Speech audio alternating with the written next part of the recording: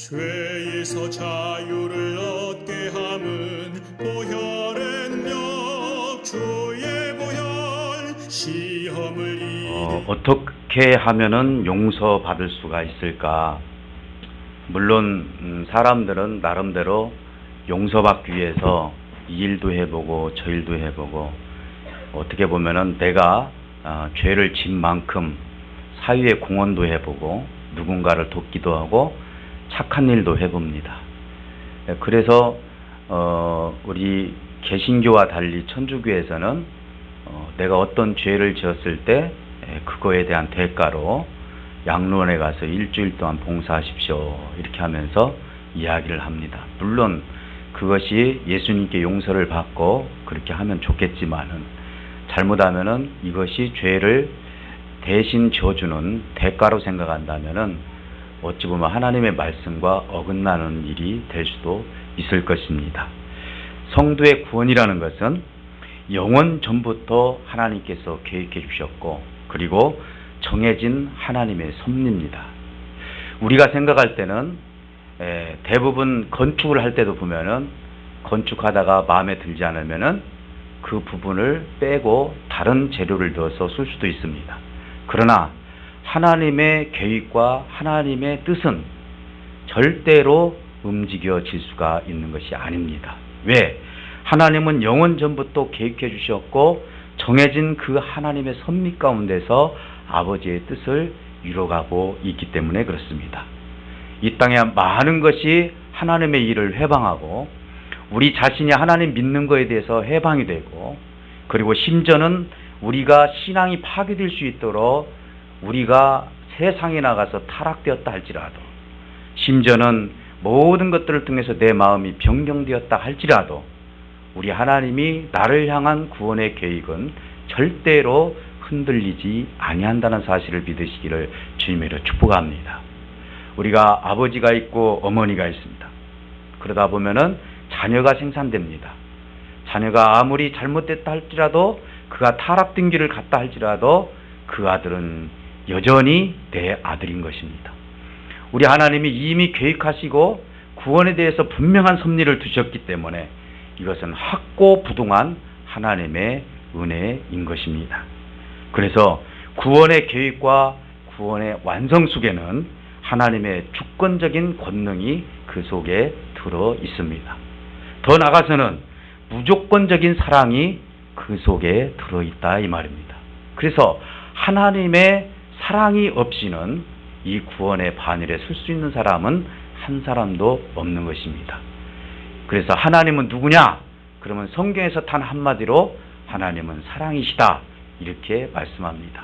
그래서 하나님의 그 사랑이라는 특성을 가지고 있기 때문에 저와 여러분들은 한번 구원받은 백성으로 하나님이 선택해 주셨다면 어떤 일이 있어도 하나님은 우리를 간섭해 주시고 그리고 우리를 견인해 가면서 하나님의 거룩한 단계까지 끌어올리시는 것이 아버지의 뜻임을 믿으시기를 주님으로 축복합니다. 그래서 우리 성도들은 가져야 될 것이 있습니다. 우리는 잘못하면 내가 지은 죄 때문에 하나님의 얼굴을 보기를 원치 않을 때가 있습니다. 교회에 나오는 것을 부끄러워할 때가 있습니다. 그리고 하나님 시은소 보좌 앞에 나오기를 꺼려할 때가 있습니다. 왜? 이미 하나님은 심판의 하나님이 아니라 십자가에서 용서의 하나님으로 계시는데도 불구하고 우리 마음속에는 여전히 심판의 하나님으로 속에 지금 들어있기 때문에 그분을 보기를 두려워하는 것입니다. 물론 죄를 마음대로 지라는 얘기가 아닙니다. 그러나 여전히 우리 하나님은 심판의 하나님이시기도 하지만은 여전히 용서하시는 하나님임을 믿으시기를 주님으로 축복합니다. 그래서 우리가 살아가면서 여러 가지 갈등들이 생깁니다. 신앙생활 하다 보면 흔들릴 때가 있습니다. 쓰러질 때가 있습니다. 또 신앙을 그만둘 때도 있습니다. 심지어는 세상으로 나가서 세상 사람이 될 수도 있습니다. 그러나 우리 하나님은 그러한 어떤 것들이 있다지라도 그것을 하나님의 선으로 이루시는 역사를 보시기를 주님으로 축복합니다.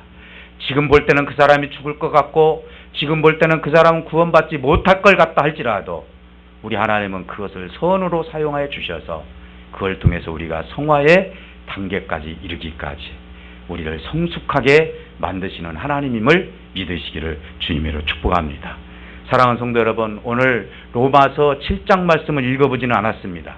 그러나 로마서 7장에 보면은 평소에 사도 바울 선생님이 고민했던 내용이 그 속에 들어있습니다. 여러분, 사도 바울 같은 신앙생활 지금 하시는 분 있습니까? 아마 사도 바울 같이 훌륭한 신앙인은 없을 것입니다. 신약성경에서 예수님 다음으로 정말 꼽을 수 있는 인물이라면은 사도 바울 선생입니다. 그래서 사도 바울이 이제는 하나님을 체험하고 그리고 천국을 갔다 오면서 그가 느꼈던 것들이 너무너무 많이 있어서 그는 서신서를 통해서 또 옥중서신을 통해서 하나님의 체험했던 부분들을 우리 성도들에게 말씀해 주시는 장면이 있습니다. 로마서 7장에 있는 이 말씀을 보면은 어떤 내용이냐면은 내가 아무리 하나님으로부터 많은 은혜를 받았고 권세를 가지고 있고 그리고 많은 능력을 행한다 할지라도 여전히 내 속에 악한 모습이 있음을 고민했습니다. 여전히 내가 선한 일을 하고자 그 행동을 옮기고자 하지만은 그러나 내 마음속 한쪽 구석에는 여전히 악한 일을 도모하는 마음이 있었습니다. 그래서 사도 바울은 항상 그것을 고민했습니다. 아니, 내가 하나님의 사람인데 그래도 내가 하나님으로부터 큰 은혜를 받았고 하나님부터 큰 능력을 행하는 사람인데 여전히 내 속에 죄성이 있고 여전히 악한 것을 도모하는 마음이 있어서 그는 고민 끝에 이런 말을 합니다. 오라, 나는 공고한 자다. 이 육체의 공고함 속에서 누가 나를 건져줄 수가 있을까? 이 말은 뭔 말입니까? 여전히 내가 씻고 씻어도 노력을 하고 노력을 해도 이 몸을 가지고 있는 이 육신은 절대로 악을 떠날 수 없다라는 것을 사도 바울 스스로가 깨달았기 때문에 그렇습니다.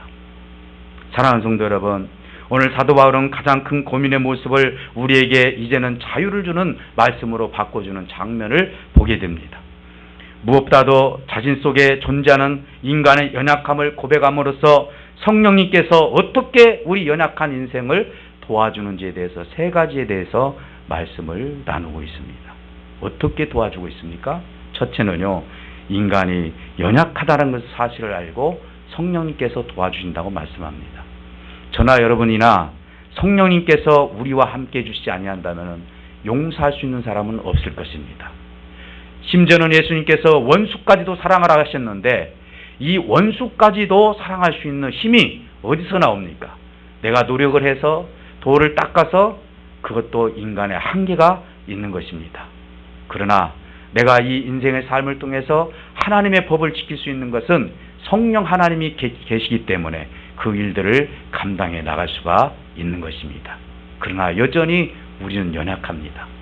사도 바울 선생님처럼 여전히 은혜를 받았다 할지라도 여전히 하나님의 능력을 행했다 할지라도 한쪽 끝에는 여전히 세상에서 악한 존재로 살아가기를 원하는 인간의 소원이 내 속에 들어있다는 사실을 우리가 압니다. 그러나 우리 성령 하나님은 이 연약한 인간을, 이 인생을 돕기를 원하고 계시는 것입니다. 그래서 연약함을 돕는 성령님은 어떻게 구체적으로 우리를 돕고 계십니까? 그것은 성도의 기도를 돕는 성령님이십니다. 이 말은 뭔 말입니까? 내가 내 노력으로, 내 지식으로, 내 지혜로 이 땅에 살아가게 되면 성령님의 도우심을 받을 수가 없습니다. 이것은 하나님 앞에 무릎을 꿇는 것입니다. 인간의 한계를 느끼고 사도 바울 선생님처럼 오라, 나는 공고한 자다. 내 육체에서 건질 자가 없으니 이 육체에서 건질 수 있는 분은 오로지 하나님 한 분밖에 없습니다라고 고백하는 사람 위에 하나님은 그 기도 위에 하나님은 성령을 통해서 우리의 연약함을 도우신다는 사실을 믿으시기를 주님으로 축복합니다. 여러분들이 완벽해지기를 원하십니까? 여러분들이 하나님 앞에 온전해지시기를 원하십니까?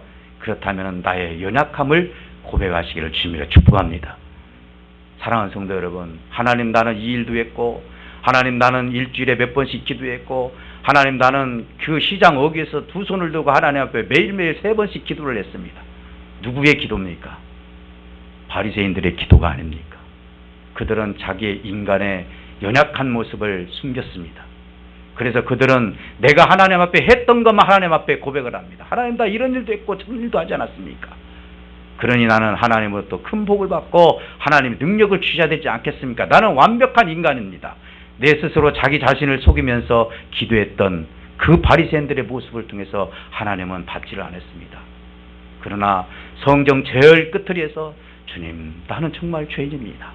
세리 하나가 주님 앞에 무릎을 꿇고 나는 이 성전에 들어올 자격도 없습니다라고 자기 자신의 연약함을 고백했을 때 우리 하나님은 그 기도를 들어주셨다는 사실을 예수님이 말씀하고 계시는 것입니다. 사랑하는 성도 여러분, 그래서 빌 바를 알지 못하는 우리들이에요. 저희들이 기도를 할 때 하나님 앞에 무슨 기도를 드려야 될지를 모르는 육신에 젖어 있는 인생들을 우리 하나님은 어떤 기도를 해야 될지를 가르쳐주고 계신다는 사실인 것입니다. 우리는 먹고 살고 마시고 어떻게 행복해질까? 주님 앞에 수도 없이 인간의 행복을 위해서 기도하는 것들이 얼마나 많이 있습니까? 그러나 그것이 물론 잘못된 기도라고는 볼 수 없지만 하나님이 그렇게 원하는 기도는 아니라는 것입니다. 사랑하는 성도 여러분, 우리는 무엇을 아버지 하나님께 기도를 해야 될지 모르는 연약한 존재들입니다. 그래서 날마다 어린아이가 날마다 먹을 것을 엄마 아빠에게 매달리면서 달라고 하는 것처럼 하나님 앞에 혹시 그런 모습으로 내가 하나님 앞에 매달리고 있지는 않은지, 오늘 저와 여러분들이 과연 어떤 아버지 하나님께 요구를 해야 될지를 빌 바를 알지 못하는 우리들을 향해서 성령님은 저와 여러분들에게 강력하게 기도가 무엇인지를 가르쳐 주시는 영이라는 사실을 믿으시기를 주님으로 축복합니다. 사랑하는 성도 여러분, 미래를 알지 못하는 우리가 무엇이 인생의 참된 삶이고 무엇이 인생의 참된 행복인지조차도 모르고 현재 만족을 위해서 현재 것들을 구하는 많은 사람들을 보고 있을 때 성령 하나님은 내 속에서 탄식하신다고 말씀합니다. 내가 너를 만나고 싶다. 너와 교제를 나누고 싶다. 너와 나와 함께 한 몸을 이루고 싶다라고 주님은 소원하면서 나에게 말씀하고 계시는데 여전히 나는 구하는 것이 다른 것을 구하고 있다는 것입니다. 그래서 빌 바를 알지 못하는 연약한 인생들에게 우리 하나님은 무엇을 구해야 될지를 말씀하고 있다는 사실입니다. 우리는 정욕적인 잘못된 기도를 통해서 우리가 하나님 앞에 바른 기도를 드릴 수 있도록 성령님은 우리를 이끌어 주신다는 사실인 것입니다. 뿐만 아니라 연약한 존재 중에 하나님은 인간 스스로 살아갈 수 있도록 하나님께서 우리를 내버려 두시지 않습니다. 우리 어르신들도 그러잖아요. 내 아들이 장가를 가더라도 시집을 가더라도 여러분 마음이 떠납니까? 이 아들이 이 딸이 어떻게 살 것인가, 어떻게 화목하면서 살 것인가 걱정도 하고 염려도 하고 전화도 해보는 것이 부모의 마음인 것처럼 여전히 마음은 아들과 딸 위에 있는 것입니다. 우리 하나님도 마찬가지입니다. 성령 하나님은 여전히 다 홀로 두시지 아니하고 협력해서 우리 아버지 하나님께서 성령을 통해서 선을 이루신다는 사실을 믿으시기를 주님으로 축복합니다. 내가 어떤 일을 당하든지 우리 하나님은 박수치시는 하나님이 아니에요. 내가 악한 일을 당하고 어려운 일을 당할 때 우리 하나님은 같이 당하시고 같이 눈물을 흘리시고 같이 고난을 겪고 계신다는 사실을 믿으시기를 주님으로 축복합니다. 예수님이 십자가에 못 박혀 죽어주셨을 때 성부 하나님이 하늘에 계셨을 때 하나님이 편안히 계셨던 것이 아닙니다. 사실은 십자가에서 고통당했던 아들이신 예수님보다도 성부 하나님의 마음의 고통이 더 심했다는 사실인 것입니다. 그러니 우리가 하나님을 믿는 성도로서 이 세상 살아가면서 잘못된 삶을 살 때 나보다 더 마음 아파하시는 분이 내 속에 계신 성령 하나님임을 여러분들이 인식하시기를 주님의 이름으로 부탁을 드립니다. 사랑하는 성도 여러분, 그래서 어떤 일들이 일어난다 할지라도 하나님은 그것을 좋은 일로 관련시켜서 하나님 쪽으로 인도합니다. 때로는 병이 듭니다. 때로는 어려움이 있습니다. 때로는 곤란함이 있습니다. 이것을 통해서 하나님 앞에 바른 길로 인도할 수 있도록 하나님 앞에 더 가까이 갈 수 있도록 하나님은 선으로 역사하신다는 사실을 믿으시기를 주님으로 축복합니다. 그것이 바로 협력해서 선을 이루는 것입니다. 그래서 내 삶 속에서 어떤 사건이 있고 어떤 어려움이 있다 할지라도 이것 때문에 실망하거나 낭망할 일이 아니라는 것입니다. 왜? 이미 내 속에 계신 성령님은 그것을 선으로 바꿔놓으실 준비를 하고 계시기 때문에 그렇습니다. 사랑하는 성도 여러분, 우리 하나님의 마음은 너무나도 깊고도 깊습니다. 우리가 인간의 눈으로 봤을 때는 금방 죽을 것 같지만은 성령 하나님과 성부 하나님과 성자 예수님은 여전히 우리와 함께 계신다는 사실을 믿으시기를 주님으로 축복합니다. 그렇다면 또 한 가지는 성령님은 어떤 일을 하시느냐? 사단의 공세와 송사를 듣지 아니하시는 하나님입니다. 여러분 31절에서 35절까지는 사단이 공세를 펼 수 있는 조건들입니다. 그래서 사단은 세 단계로 우리를 공격을 합니다. 우리는 거기에 도구가 되어서는 안 됩니다. 어떻게 공격을 합니까? 송사하는 행위를 합니다. 송사하는 행위라는 것은 법적으로 본다면 검사가 기소를 하는 것입니다. 이 사람이 잘못됐으니까 법정에서 이 사람 잘못된 것을 내가 지적할 테니까 벌을 내리십시오 라는 것이 송사입니다. 그래서 사단은 정말 정확합니다. 네가 무엇을 잘못했다, 무슨 일을 이렇게 했으니까 하나님 앞에서 그렇습니다. 오늘 저나 여러분들이나 죄를 짓고 이 세상 살아가면서 사단이 얼마나 내 자신 속에서 송사하는지 모릅니다. 너 하나님의 사람이 아니냐 하면서 죄를 갖다가 들여댑니다. 네가 이래가지고 어떻게 하나님 앞에 나올 수 있느냐 자꾸 내 속에서 사단이 속삭입니다. 우리 하나님은 그 소리를 듣지 않겠다는 것입니다. 믿습니까? 듣지 않겠다는 거예요. 여러분 보세요. 내 아들이 무엇을 잘못했는데 아버지 앞에서 당신 아들이 이거 잘못했습니다, 이것을 듣기 좋아하는 아버지가 어디 있습니까?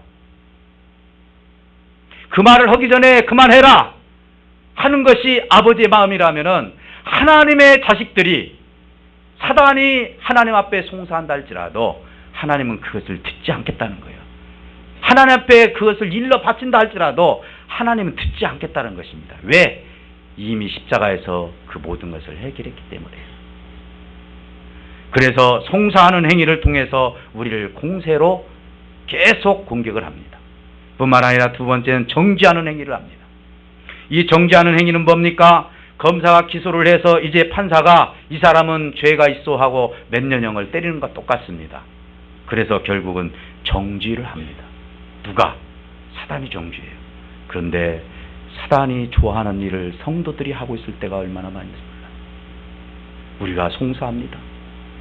그리고 정죄합니다. 어떻게 우리가 송사하고 정죄합니까? 하나님 심판날에 하나님만이 정죄하고 송사할 수 있는 분은 하나님만. 하나님이 죄에 대해서 심판하실 뿐이지 우리가 그거 가지고 어쩌다 저쩌다 할 수 없는 일입니다. 왜? 여전히 나도 죄 가운데서 자유를 누릴 수 없는 존재이기 때문에 그렇습니다. 내 속에 들보가 있기 때문에 그렇습니다. 그러니 너희들은 정죄하지 말라고 주님은 말씀합니다. 심지어는 우리 주님은 가늠한 여자를 보고 나도 너를 정죄하지 않을 테니까 앞으로는 더 정직하게 살라고, 성결하게 살라고 하면 보내주지 않습니까? 육을 입고 오신 우리 예수님도 정죄하지 않는데 저와 여러분들이 혹시라도 내 남편과 내 아내와 내 주변에 있는 사람들을 혹시 송사하고 정죄하지 않는지, 이것은 사단이 가장 좋아하는 일입니다.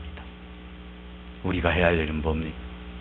그를 용서해주고 그가 하나님의 사람이 될 수 있도록 격려해주고 기도해주고 보듬어주는 일입니다. 이것이 우리가 해야 할 일인 것입니다. 뿐만 아니라 그리스도의 사랑에서 끊으려고 하는 행위가 사단이 하는 행위입니다. 두 가지 송사를 통해서 정지를 통해서 그러니 너는 하나님의 사람이 될 수 없다라고 하면서 하나님의 사랑을 딱 끊어버리려고 하는 것이 사단의 계획이라는 것입니다. 사랑하는 성도 여러분, 욥의 경우도 그렇습니다. 욥기서 1장 9절에서 11절 그 위에 보게 되면은요, 욥이 사단이 욥을 송사합니다. 그리고 정죄합니다. 그러면서 욥에게 갖가지 환난을 다 가합니다. 그러나 욥을 하나님이 사랑해서 우리 하나님께서 뭐라고 하십니까? 그 하나님의 사랑에서 끊을 수 없다라고 말씀합니다. 네가 비록 환난을 당했지만 내가 너를 통해서 정금 같은 신앙을 보았다라고 하나님은 오히려 욥을 칭찬합니다. 너 옛날에 왜 그렇게 살았니?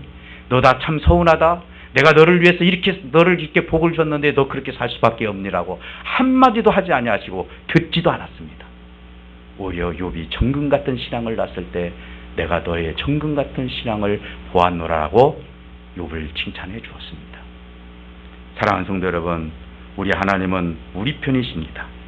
사단이 대적행위를 앞에 놓고 하나님은 이제는 어떤 삶 속에서 사단이 그렇게 대적을 하고 사단이 우리를 송사한다 할지라도 우리 하나님은 우리 편이시기 때문에 내가 죄악된 모습에 있다 할지라도 죄된 모습을 보지 아니하고 하나님의 아들된 모습을 본다는 사실을 믿으시기를 주님으로 축복합니다. 그래서 성경은 오늘 말씀해 보니까 누가라는 말이 나옵니다. 누가 하나님 사랑 앞에서 대적할 수 있겠느냐? 누가 하나님 사랑 앞에서 송사할 수 있겠느냐? 오늘 읽은 내용입니다. 누가 하나님 앞에서 너를 정죄할 수 있겠느냐? 누가 하나님 앞에서 그리스도의 사랑에서 너를 끊을 수 있겠느냐? 절대로 그리할 수 없다라고 주님은 말씀하고 있는 것입니다. 더 중요한 것은 삼위 하나님께서 우리를 보호하시고 계신다는 사실. 저는 오늘 이 말씀을 묵상하면서 삼위 하나님이 같이 작전을 짜면서 우리를 돌보고 계신다는 사실을 보고 더 놀라운 사실을 깨달았습니다. 왜? 32절에 보니까 아버지 하나님께서 우리의 편으로 나서며 그렇게 성경에 써 있습니다. 또 33절에서 34절에 보니까 아들이신 예수님께서 우리를 위해서 간구하시며, 또 37절에서 39절에 보니까 성령 하나님 역사로 우리가 넉넉히 이길 수 있다라고 말씀해 주고 계십니다. 그러니 성부 하나님, 성자 예수님, 성령 하나님, 삼위 하나님이 우리 자신을 구원하기 위해서 자신이 그 구원의 반열에 설 수 있도록 하나님은 세 분 하나님이, 삼위 하나님이 저와 여러분들을 돌보고 계신다는 사실을 믿으시기를 주님으로 축복합니다. 우리는 사단의 대적 앞에서 자기 힘으로 이 사단을 대적할 수 없습니다. 왜? 그는 논리적인 사람입니다. 논리적인 영입니다. 그래서 그가 송사했을 때 우리는 거기서 나올 사람이 한 사람도 없습니다. 그러나 우리 하나님은 그리스도로 말미암아 압도적인 승리를 할 수 있도록 우리를 이끌어 주신다는 사실을 믿으시기를 주님으로 축복합니다. 왜? 사단의 송사하는 소리를 듣지 않으시기 때문에 그렇습니다. 오늘 우리는 신앙생활하면서 어떤 말씀을 즐겨 듣습니까? 야, 내 일하는 집사님 그려 판단하고 비판하고 하는 것이 더 듣기가 좋습니까?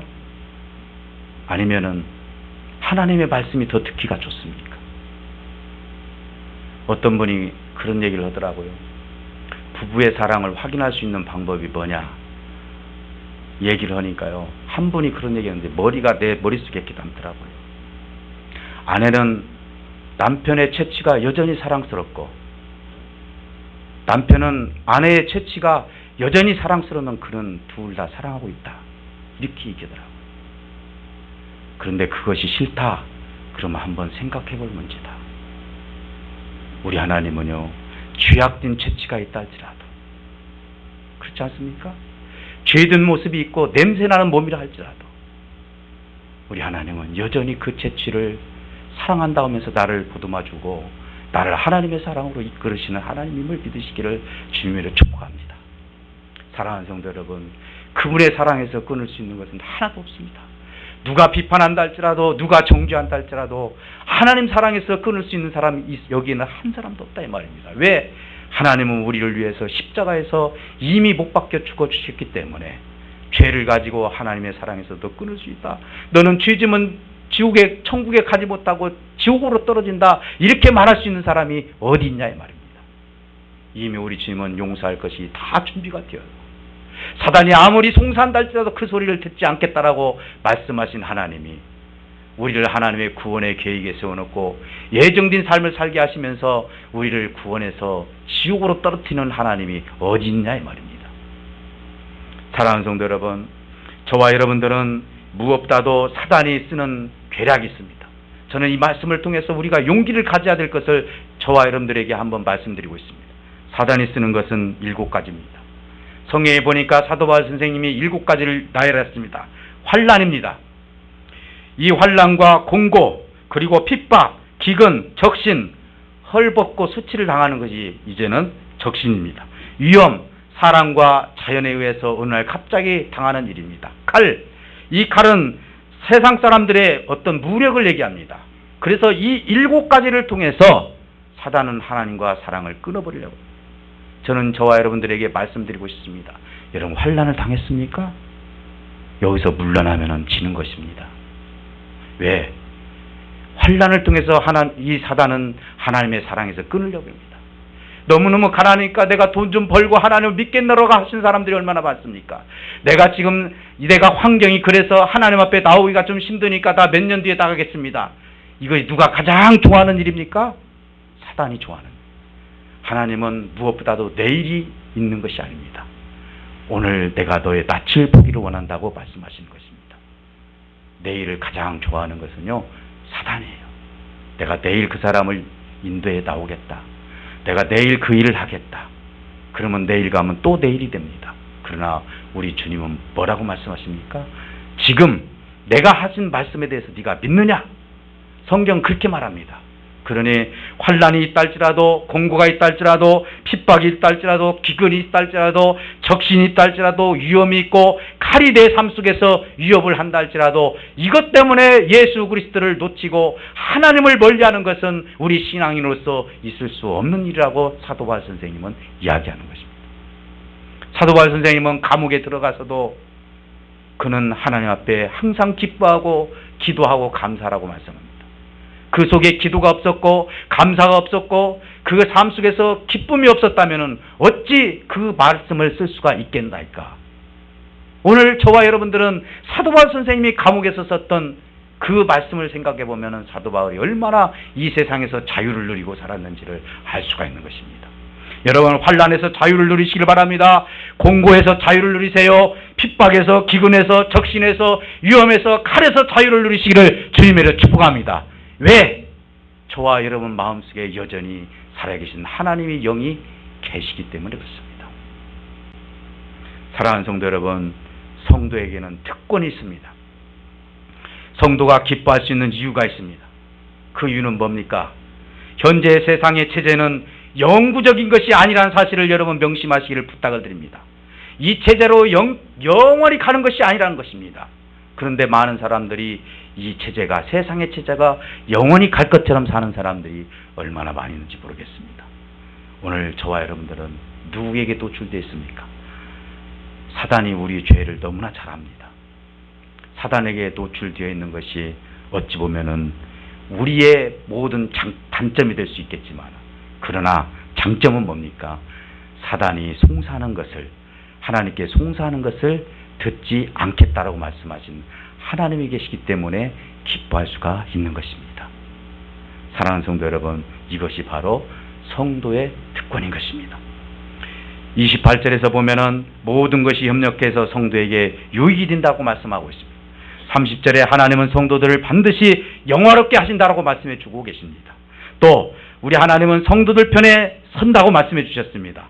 우리 하나님은 성도들에게 모든 것을 주신다고 말씀해 주셨습니다. 34절에 성도들은 하나님으로부터 정지를 받지 않는다라고 말씀하고 계십니다. 마지막 35절에서 39절에 보니까 하나님께서 자기 백성을 심히 사랑하심으로 아들을 주셨다라고 말씀해 주셨습니다. 얼마나 저와 여러분들을 사랑하시면은 아들을 우리에게 주셨을까요? 아들까지 주신 하나님이 우리를 정죄할 이유가 하나도 없다는 사실을 믿으시기를 주님으로 축복합니다. 그러니 내가 죄가 있고 하나님 앞에 부끄러운 일을 했다 할지라도 하나님 시은소 보좌 앞에 나오는 것을 게을리하지 마시기를 주님으로 축복합니다.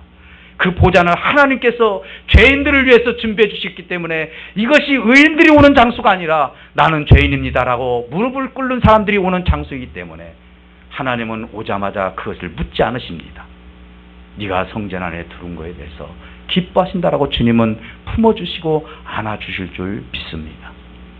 사랑하는 성도 여러분, 결론의 말씀을 드립니다. 오늘 이 땅에 살면서 육신의 장막이 있는 한 저와 여러분들은 성령 하나님을 통해서 넉넉히 이길 수 있는 힘을 하나님이 주신다는 사실을 믿으시기를 주님으로 축복합니다. 또 하나는 세상이 예수 안에 있는 우리를 하나님의 사랑에서 끊을 수 없다는 사실을 여러분 꼭 믿으셔서 그 말씀대로 하나님과 온전한 관계를 이어가시기를 주님으로 축복합니다.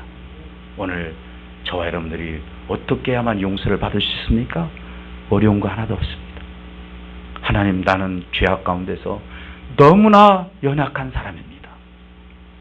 내 연약함을 주님 받아주시옵소서가 용서의 비결이라는 사실을 믿으시기를 주님으로 축복합니다. 그러면서 하루하루 내가 성숙해지면서 하나님은 성화의 단계까지 저와 여러분들을 반드시 그 바늘에까지 이끌어 가실 줄 믿습니다. 좀 미성숙한 성도가 있다 할지라도 또 성숙한 성도가 있다 할지라도 우리 모두는 하나님의 사랑에서 끊을 수 있는 사람이 없고 넉넉히 이길 수 있는 힘을 하나님께서 반드시 성령을 통해서 저와 여러분들에게 부어주실 줄 믿습니다. 여러분, 이 7가지에서 여러분 자유를 누리시고 하나님 말씀 안에서 진정한 구원자로 살아갈 수 있는 저와 여러분들이 되시기를 주님으로 축복합니다.